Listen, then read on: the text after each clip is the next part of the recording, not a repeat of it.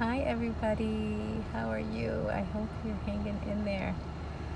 And we're pushing through this. It's like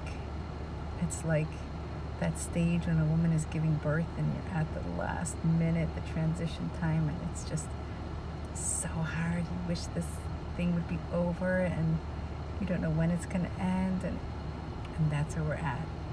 Mashiach's almost here, and Hashem's really putting the squeeze on us. And here we are. We just gotta kind of make it together. So we're going to learn a little bit today about Sefirat HaOmer. Sefirat HaOmer is the time when we count 50 days from Pesach until Shavuos.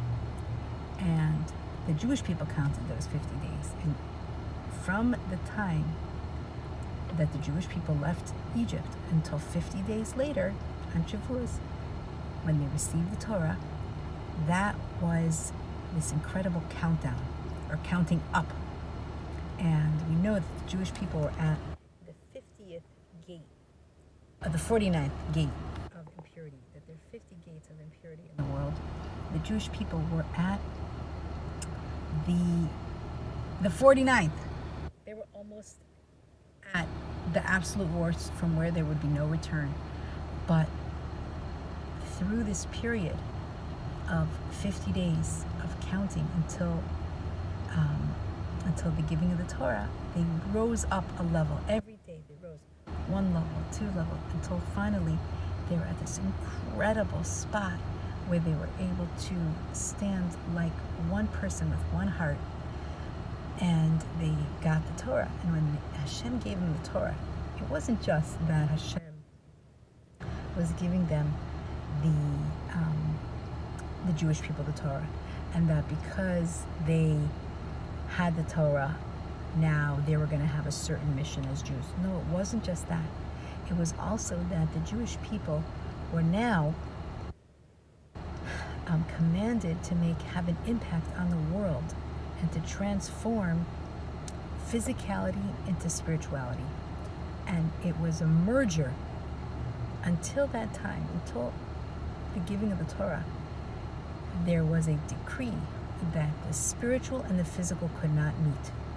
And so therefore, when a person put on tefillin, after they finished putting on the tefillin, they would take the tefillin off and throw it away, because this physicality could not become holy.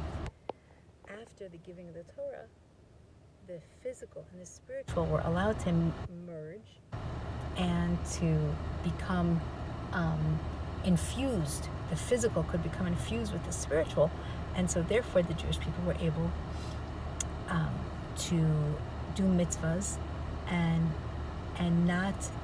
they couldn't just throw them away. Like we know that before that,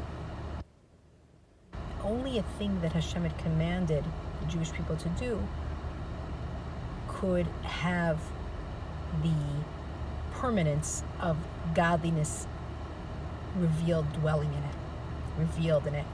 So that when Avraham had to ask his servant Eliezer to swear, the only thing that was a physical item that God had commanded something about, and so that there was godliness revealed within it, was his male part that Hashem had commanded him to give a circumcision to.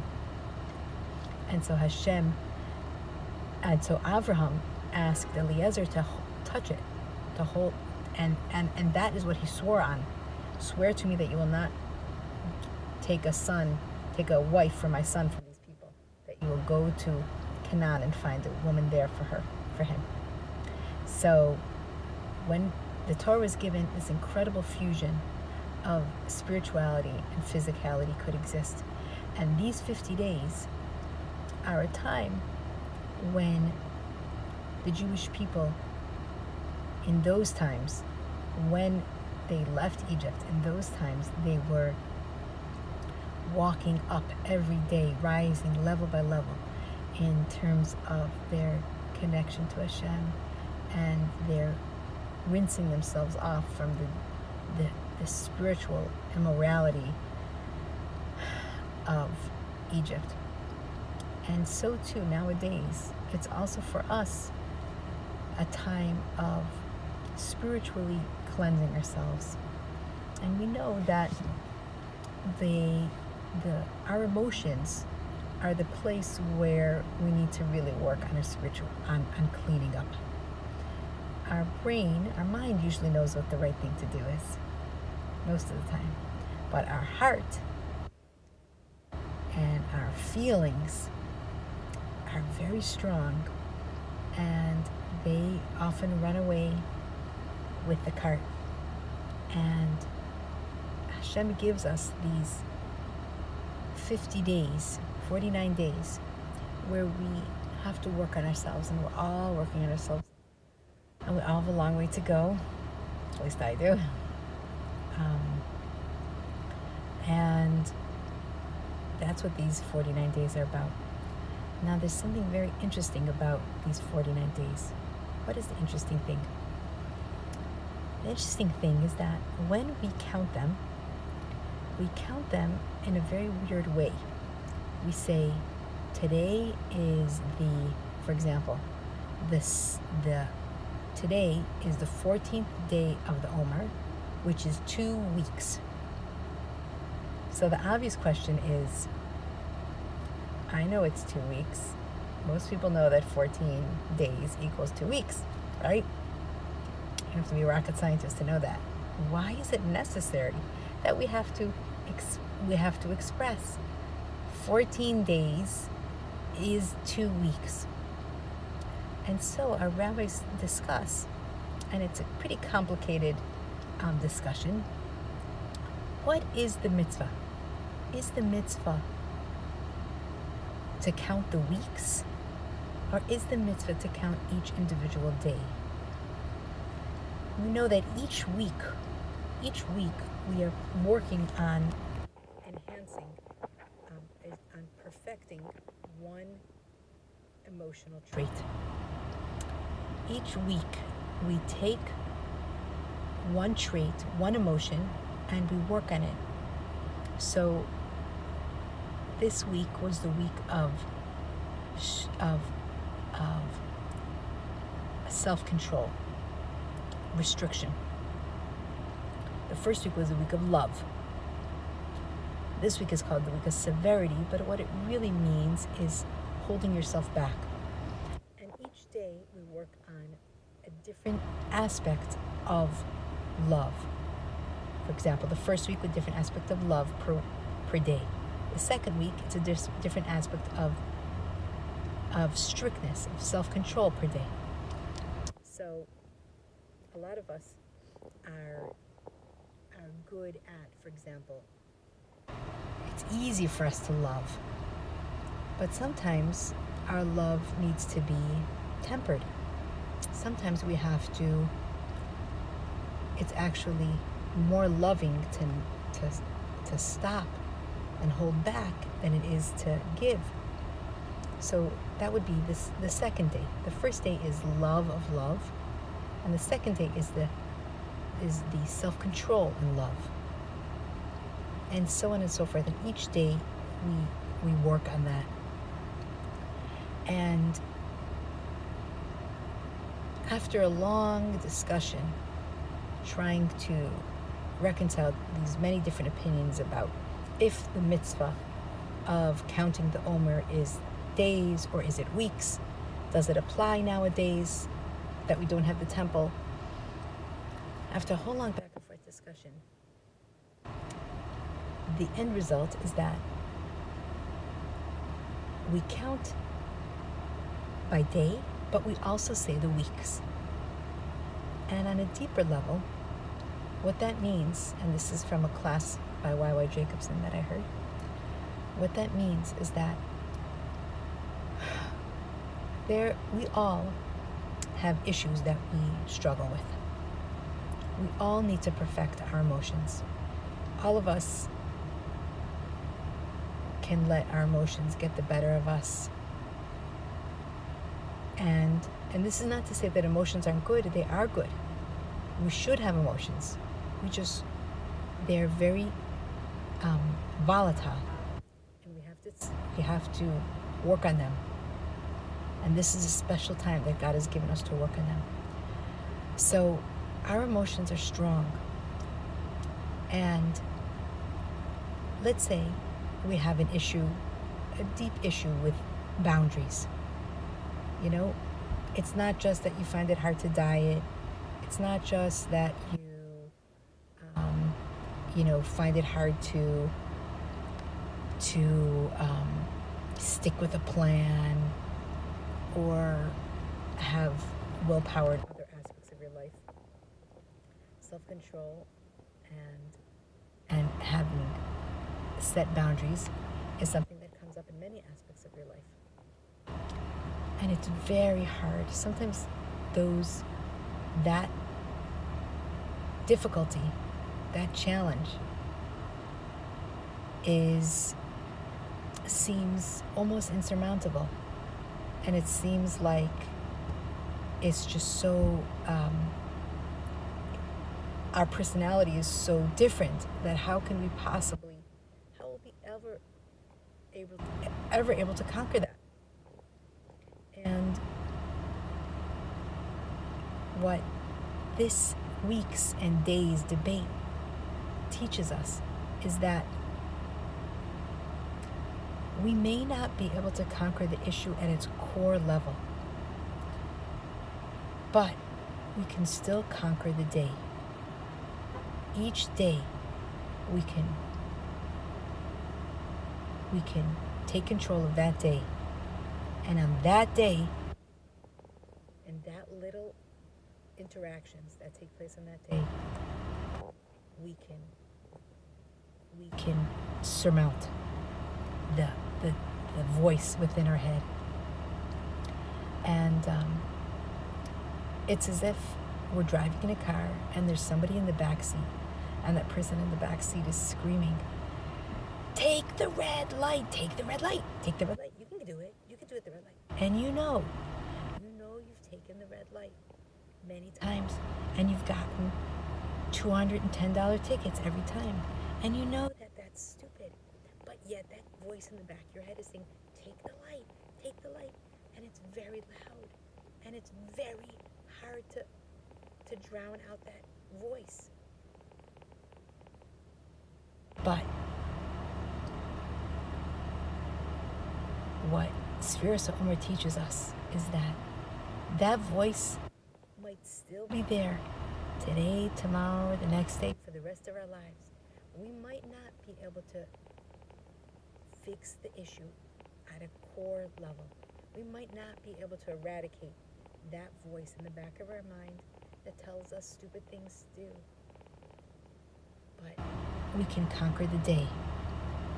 We cannot listen to it for right now. And yes, it will still be there. And there are many of us that have struggles with,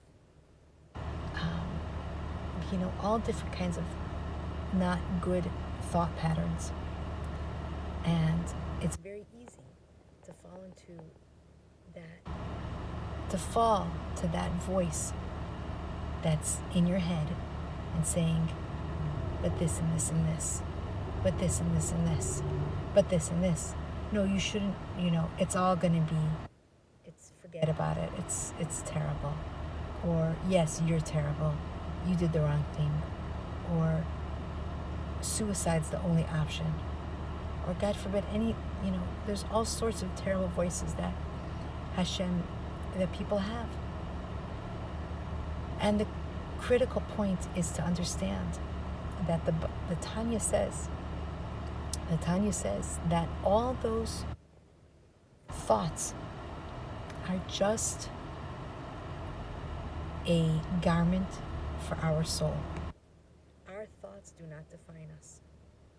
If we could think one thought, we can take off that thought and put on another thought. They are just garments for the soul.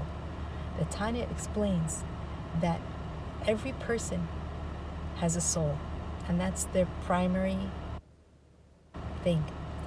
But our soul expresses itself, and our soul interacts with the world and interacts with our body through garments.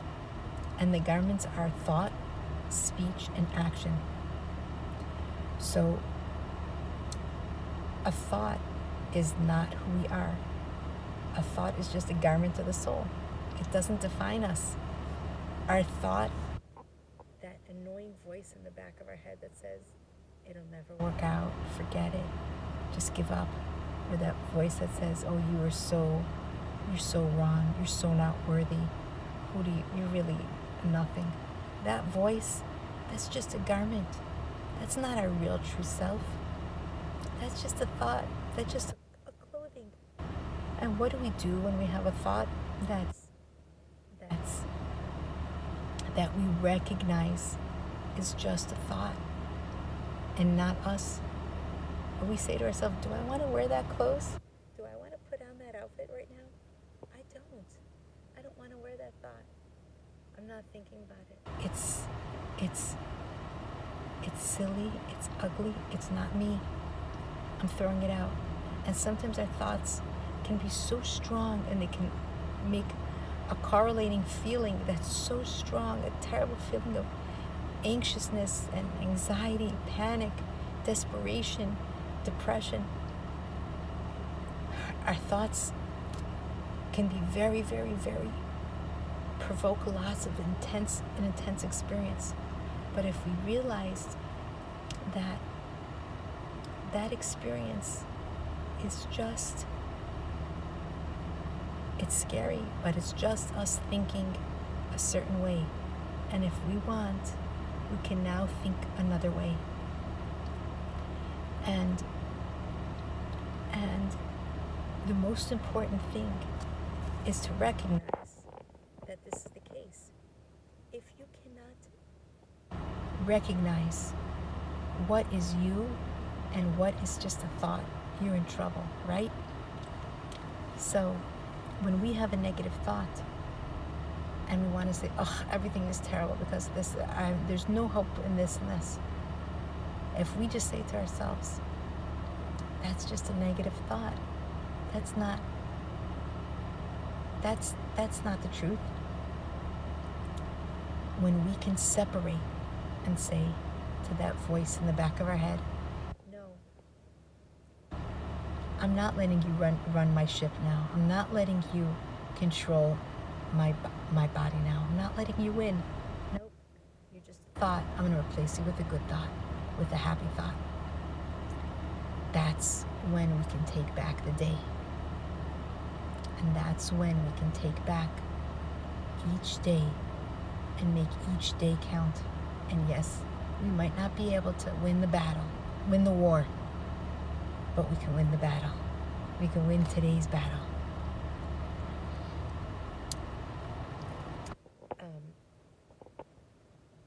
And it says that when we win when we make a personal geula, a personal redemption, we bring about the collective redemption. So when we can conquer just a day, and then we can conquer the next day and the next day, and we just take it day by day, we can bring about the bigger picture redemption. And the truth is, we can bring about redemption for everybody.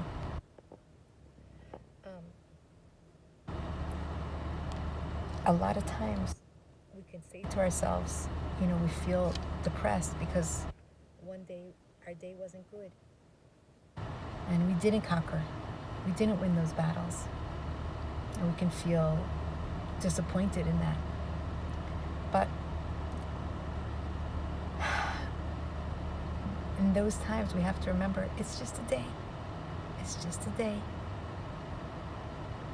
Yes, it wasn't so good, but tomorrow can be better. It's just one day. So nowadays, when we're living in these kind of surreal times.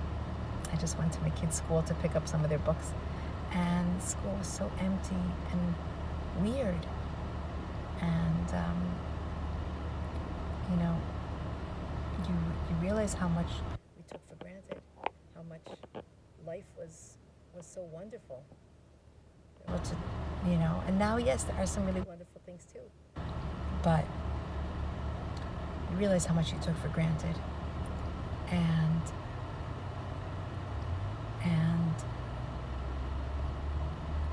makes you realize that you could be focusing on the positive, because really there is so much positive. We didn't realize it back in the day when we could go to stores and bar mitzvahs and parties and restaurants and have fun. We took all that for granted, and now we don't. So how much do we have to be grateful for? How much good is there, and how much can we do in one day, just today? And we know that demon is there, that little achi thought, those achi thoughts that come, but we gotta just ignore them and replace them. And when we can do that, we can survive, and we can surmount. And YY ended with an incredible story, which I'm going to share briefly. And he said there's an amazing person who they did a movie about called The Beautiful Mind. I think his name was John Nash. He was a mathematician, a brilliant mathematician who unfortunately struggled with schizophrenia. And it was so terrible and so awful. And because of that, his wife couldn't bear to be married to him. It was so terrible. And they got divorced, but yes, she still loved him and took care of him and brought him into her house. And after many years, he was able to actually triumph over his condition, and went on to write more mathematical theories and equations and rules, and he won the Nobel Prize. And the day he won the Nobel Prize, he gave this incredible speech where he thanked his wife, and he said that her love was the reason, was more important than math and more important than the prize. And on that day, after he had all the accolades and all the glory, won a Nobel Prize. And as they were walking out of the hall,